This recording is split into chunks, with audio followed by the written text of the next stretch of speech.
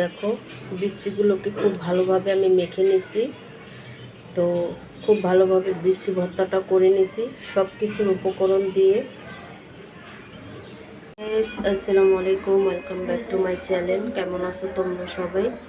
আশা করি ভালো আছো, আল্লাহর রহমতে আমি অনেক ভালো আছি। তো গাইস, তোমাদের মাঝে আজকে দুর্দান্ত একটা রেসিপি নিয়ে আসছি, আর সেটা হচ্ছে কাঁঠাল বিচির ভর্তা। আর কাঁঠাল বিচির ভর্তাটা কিন্তু অনেকই টেস্টি হয়, অনেক সুস্বাদু হয়। তো গাইস, ভিডিওটি ফার্স্ট থেকে লাস্ট পর্যন্ত দেখতে থাকো, আশা করি ভালো লাগবে। আর ভালো লাগলে প্লিজ একটি লাইক আর একটি সাবস্ক্রাইব করে পাশে থাকবে। তো এখানে আমি কাঁঠাল বিচি ভর্তা করার জন্য ভেজে নিচ্ছি। এই কাঁঠালের বিচি কিন্তু সিদ্ধ করেও নেওয়া যায়, তো আমি ভেজে নিচ্ছি, ভেজে নিলেই ভালো হয়।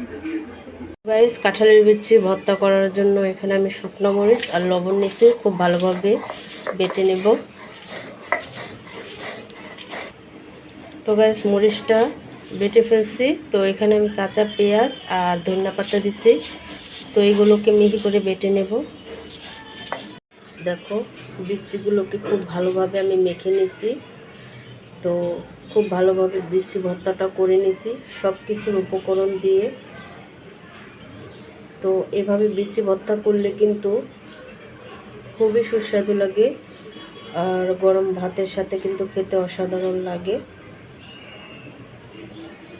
তো তোমরা চাইলে কিন্তু সিদ্ধ করেও করতে পারো, আবার ভেজেও নিতে পারো। ভেজে নিলে বেশি ভালো হয়, আর ভেজে নিলে স্বাদটা একটু বেশি পাওয়া যায়। আর সিদ্ধ করলে একটু আলু ভর্তার মতনই লাগে। তো গাইস, আজকের রেসিপিটা কেমন লাগছে অবশ্যই কমেন্টে জানাবে। তো অন্য কোনো রেসিপি নিয়ে তোমাদের মাঝে আবার চলে আসব।